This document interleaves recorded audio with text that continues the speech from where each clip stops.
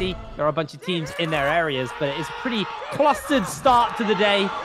As you can see, the crowd are ecstatic for game number 1. This TE just going to be spotting out a couple of people. We're actually cutting over to GG. Who've got themselves in a fight here versus EWG. Jalue being juggled around right now as he is getting himself a little bit too low. Pop back, knocked down. 3-3-0's kind of trying to slide in and sort this kill out for himself. He's able to get it, and he's able to heal up. Tutik pins him against the wall, pops the bell. 3-3-0 is saved by the rest of his team as Miss Kia comes in. But now Miss Kia catches him with the claws, able to secure another kill onto 3-3-0, taking him down, but he's pinned against the pillar as LXM is keeping the pressure up onto Tutik. Tutik gets the grapple onto LXM, comes in with the nunchucks, trying to finish up this kill, but he is going to get taken down by Miss Kia, who's also on the A-Coast himself, and GG get the squad wipe. I'm loving that. That's that A-Coast coming out, swinging with the claws, clawing out their competition, claiming those fireflies, and that sustained damage from the A-Coast change is the reason why I just believe he has a place in this meta. Now going into Temple, we got GS versus GD. Karumi with the big parry, tossing Yushan across. It looks like a cleanup now. GS in this 2v3 situation, but GD K gets taken down. They're able to clean this up. That Karumi parry, though, just really shredding the other team, getting a ton of momentum for this Transformer team. And they really want to get this kill off spawn to get their scaling going, where they get a ton of loot, get their Monk, get their Yushan with gold weapons, gold armor, and they're able to just roll the lobby, unable to die, with their Kurumi being the foundation of this team. Now J-Team, I mean, you didn't say they're dark horse, but I think they're doing really well this NBPL season, but traditionally, for some reason, even though they're 2-time, the lobby never really gives J-Team the respect that they deserve, being the 2-time defending champions. Now TE, everyone says they fear this team. I'm really excited to see them set up for Yang. It looks like they landed safe in the top left. It looks like they're starting slow. This is very rare from TE. Normally they start very fast, but I'm happy to see that they're going to slow it down a little bit, and we can really see their maximum potential this time around. They did drop near J-Team initially, so it was interesting that they were there with, I think, JL, and I can't remember who the 4th team was as well in the area, but it just looked like they honestly just got a pretty quiet start while the other teams did get into some action. TE quite happy to forego that fight and actually just grab better loot and get themselves into a position where they feel comfortable to fight. XCG, just having a quick look at these guys. Right now they are leading the charge with 3 kills. Also starting off with the most starting points on the higher end of the starting points. C had the most starting points. So because of that, XCG are currently in first. I mean, expect that to change. We're only a couple of minutes into game number 1. Running that Takeda comp, which we did see so much during the Repouche. This comp has just had so much power, so much effect. And it really leans into clearing out the lobby, getting kills early, and using the realm of Yangs as a safe place to take a fight where you're not going to get third party. Grab yourself some kills and some buffs, and then just continue that power and that presence on the map, and just get as many kills and kind of snowball the game away as quick as possible. Now, there are a lot of Monk comps in the lobby, so I'm curious how this is actually going to end out, because typically when it's Takeda comps and on the map, like, what happens is more teams do go out a bit earlier, just due to the fact that the teams are just looking for fights. They're looking for points as quick as possible. OUG have found JJH here. JJH do just send a warning cannon shot to OUG, and do decide to head off in their own different ways. Like you were saying, these monks, being so many monks in this lobby, I love to see this because I love seeing stacked endgames. Now in this current meta, a lot of the time, everyone just ends up getting fried. They can't hold their ground. But now that everyone's playing for top 3, no one's going to want to take a risk here. Everyone's super capable of just spotting you out. And when you take a fair 3v3, you're just not going to fully dominate the other team. All these teams are pretty evenly skilled, with, I would say, the top of the lobby maybe having a 60-40 edge. But when you take that fight, at what cost will it go when another really strong team rolls up and finishes you off when you have no ults. That's why you're seeing not a ton of action here compared to the last chance qualifier. All of these teams are taking it very, very slow outside of their off spawn fight, and you're seeing most of the Monk teams not really getting a ton of kills off spawn, and you're seeing a lot of the fast bursting comps, that Takeda, that Temi, that Akos, that Viper coming out hot, getting a ton of kills.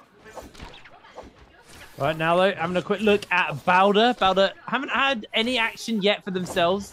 I've got a little bit of loot there. I see a purple dagger, I believe, from one of their players.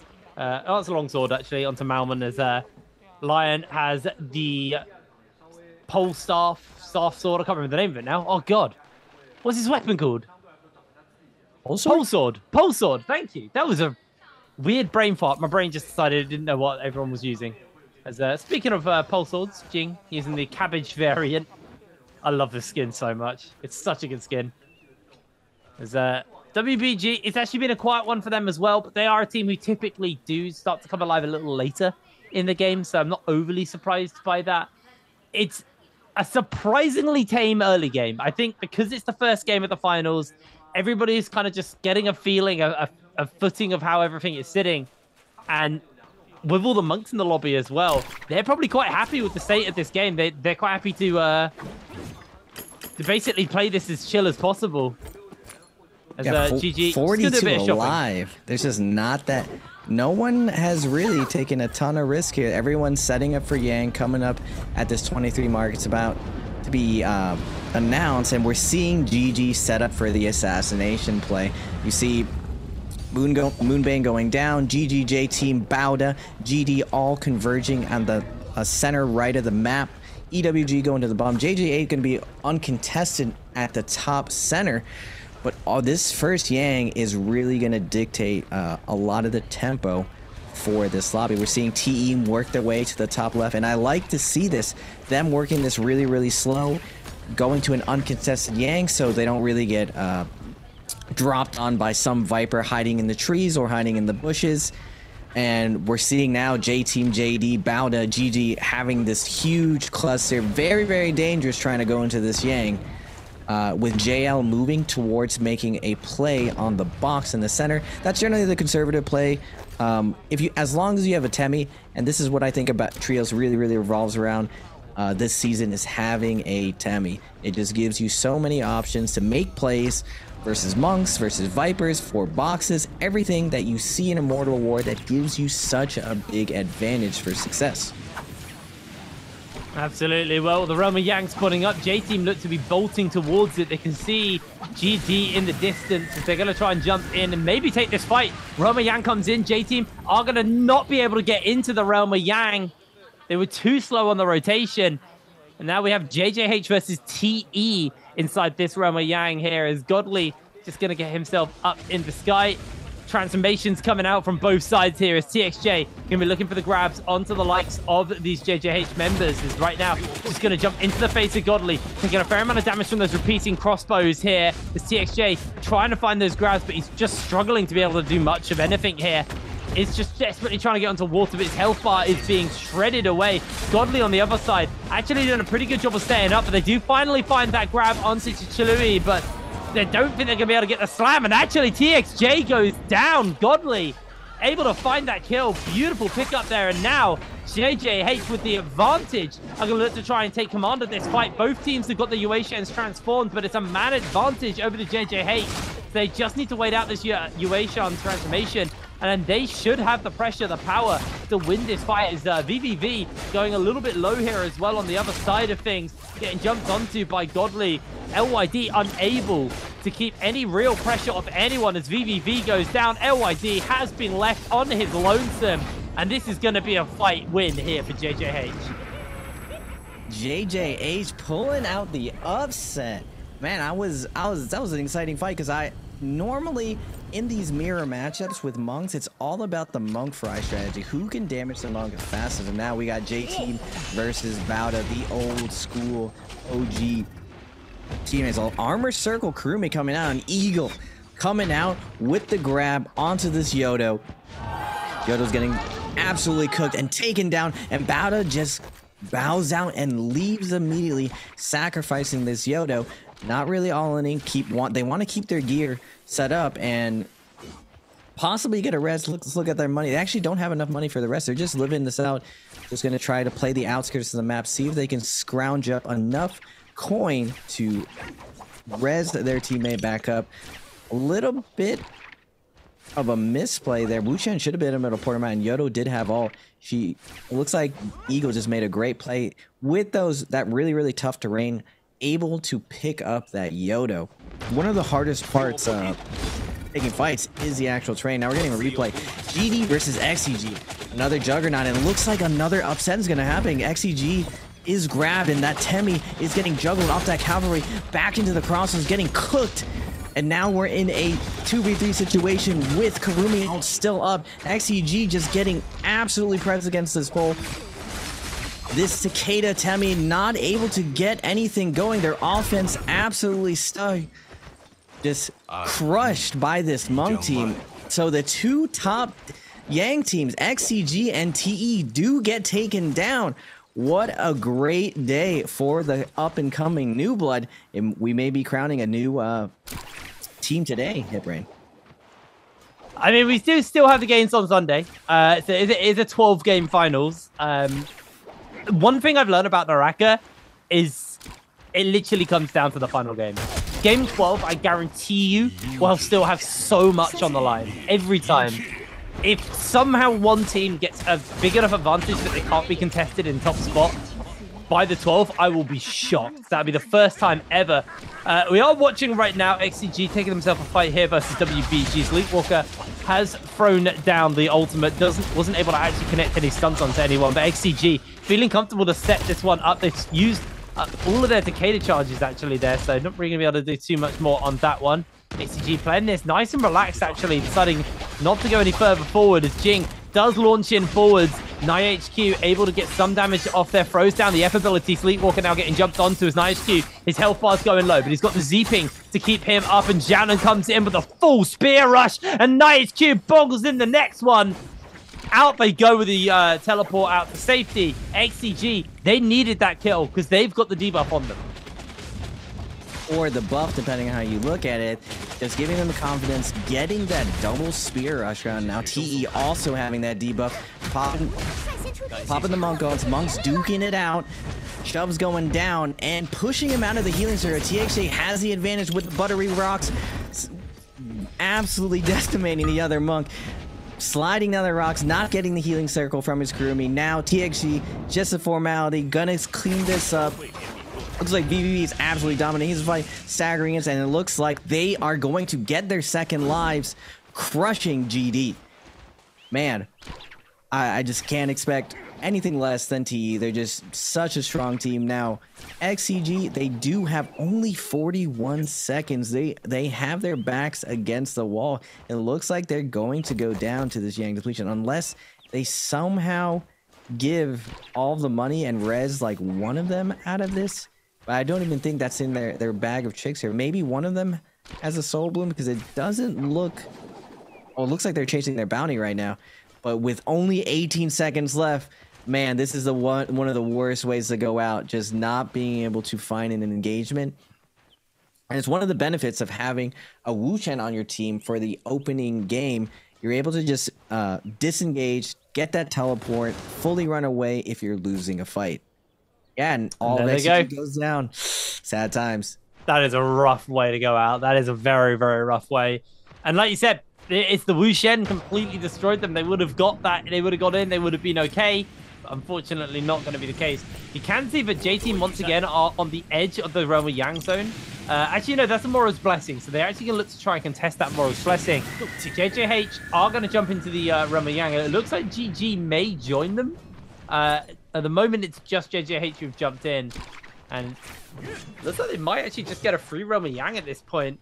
J-Team decide to move away from EWG and from the Moro's Blessing. So J-Team, they got denied the first realm of Yang. It feels like they're not going to be able to get this Moro's Blessing. So they're a little bit sore on the old loot front. Meanwhile, TE, obviously, quite happy right now. They got themselves purple weapons across the board. Only blue armor. So they are a little bit easier to kill, like you like to call them blueberries. where they're pretty easy to put. The T definitely in an okay position at the moment, but it is game number 1.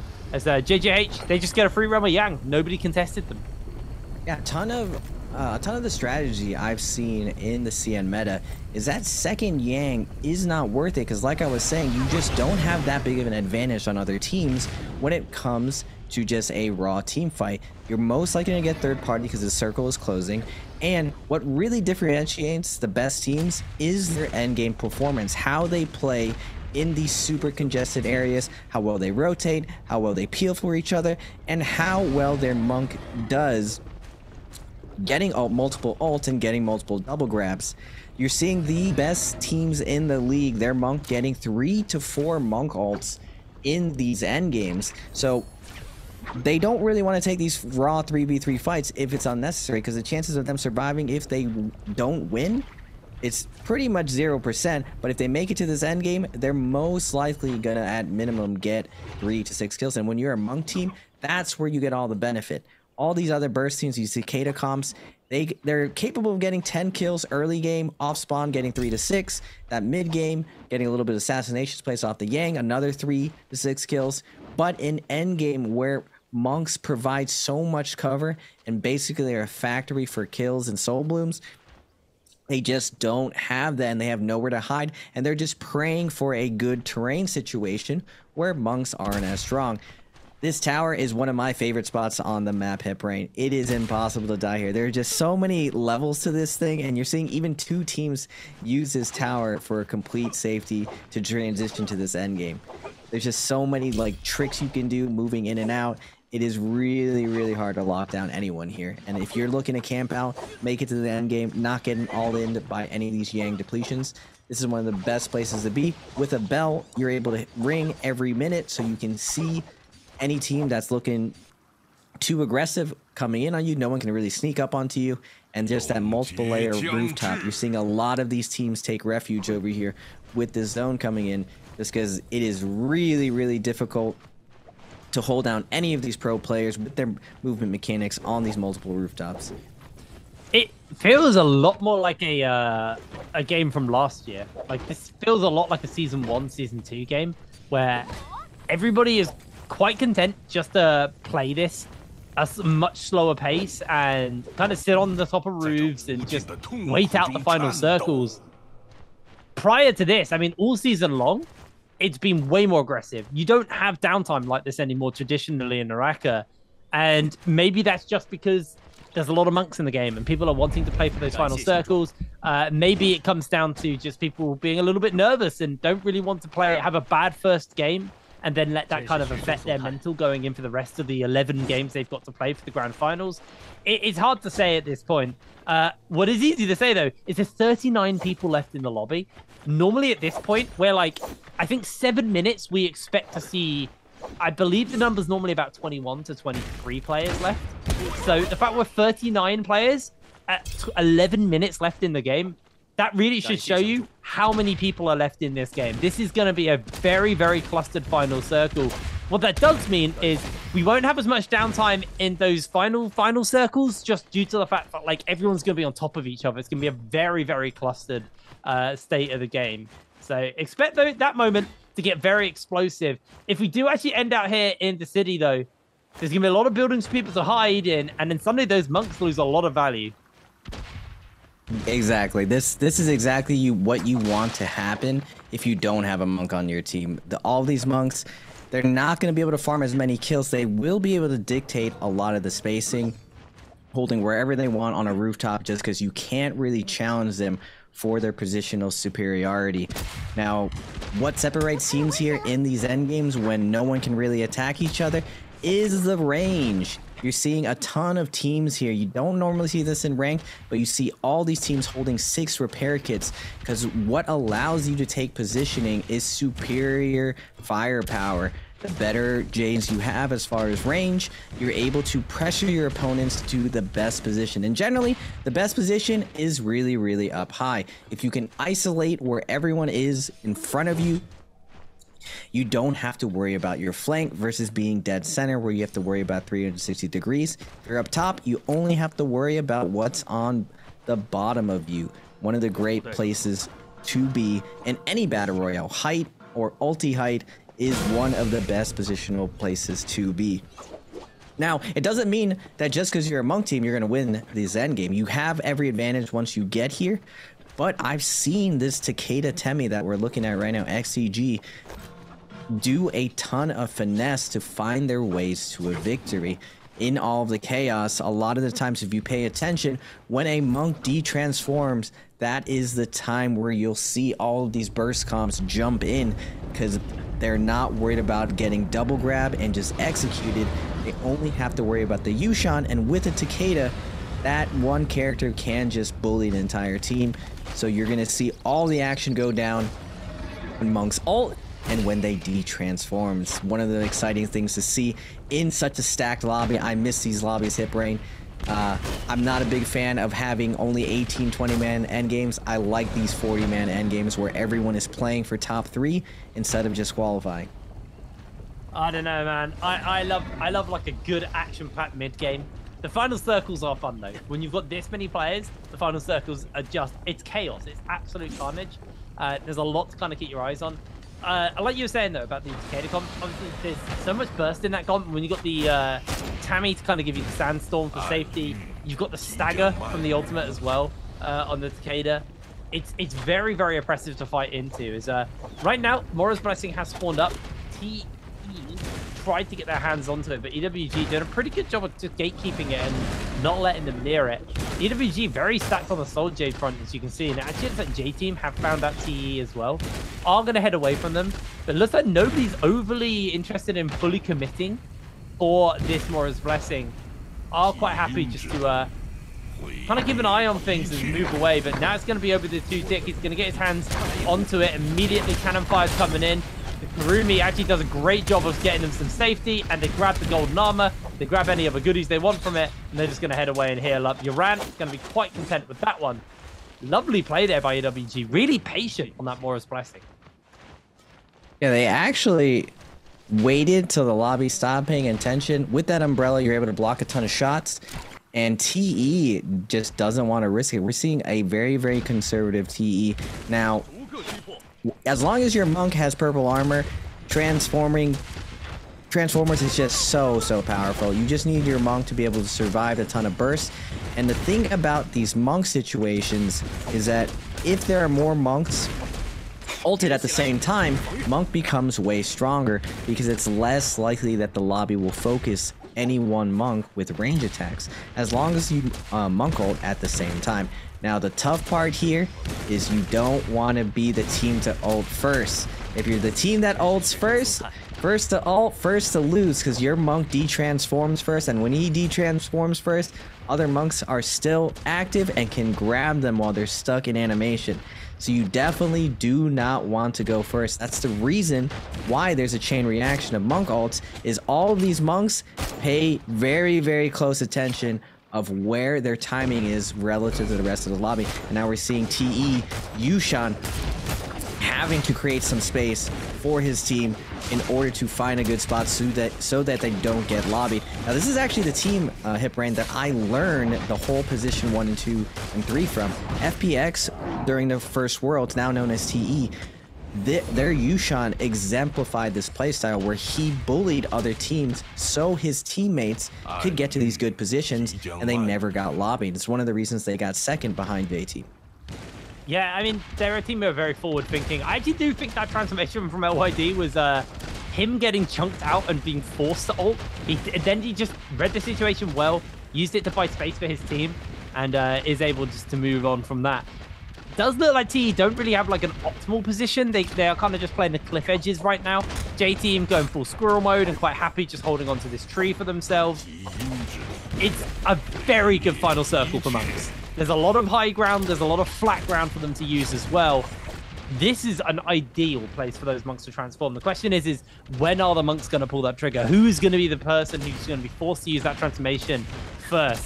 VVV taking a little bit of damage there as Ventus, actually, Santi gets countered, gets himself chunked out pretty heavily there, but is going to have to heal from the Kurumi Tether to keep them up. There's a lot of Kurumis, there's a lot of healing in this lobby. EWG on the low ground actually are taking quite a lot of cannon fire as we just pan away from them, seeing just a whole cluster of teams being forced off the high ground as the zone moves once again. J-Team forced out of their tree finally, as Juan almost gets grabbed up by Eagle there. J-Team just repositioned down onto the lower ground. They're going in for the transformation. Eagle, he's thrown it out. He's going to be looking for someone. Kakaishi's also transformed as well. Eagle, he's just holding. He was purely doing it as a way to gain a control of the area. As now Eagle gets the push back onto Kakaishi. ZK has been hit. The tether's onto them. They're trying to get back into the zone as quick as possible. They are able to do so as WBG's Jing has taken out VVV. Eagle heavily chunked out here, but Kakaishi also a little bit low. The healing from the Kurumis, though, are keeping them up as Kakaishi continues to get chunked low. Eagle now de-transforms. He has that belt to use. He's going to try and get the charge attack off. Eagle low HP. Armor has been taken away from him here as Kakaishi is low. J-Team's 101 TN able to secure the kill as he de-transforms now. Godly charging in as they do get a kill onto them. Two-Tick finishes up Moon. Lucky takes down Ann. It is absolute carnage, but Eagle goes down in the midst of all of this action. You've got the Kurumi Tethers trying to get Kakaishi back up. GD desperately trying to find a heal. In comes a Viper Stun. Isn't actually going to connect onto too many people as LXM catching out some players here on the low ground. K goes down to 101 TN. He's just picking up kills left, right, and center for his team. Miss Kia here on that A coast. Can he make it work for him? Have they been able to pick Eagle up as well for the side of J-Team? I haven't been able to see. VVV was picked up in the middle of all of the action that was going on, but VVV going very, very low. Eagle goes down once again, unfortunately, as soon as he's picked up. Water from JJH is able to pick him up, and it is just an absolute cluster of teams in action right now. ZK trying to find a pickup, trying to find a heal, but it's going to be very hard for him to do so. 101 TN's in the areas. We do see Balder getting eliminated from the lobby. AS avoiding Godly's grab there, just off the corner of his screen.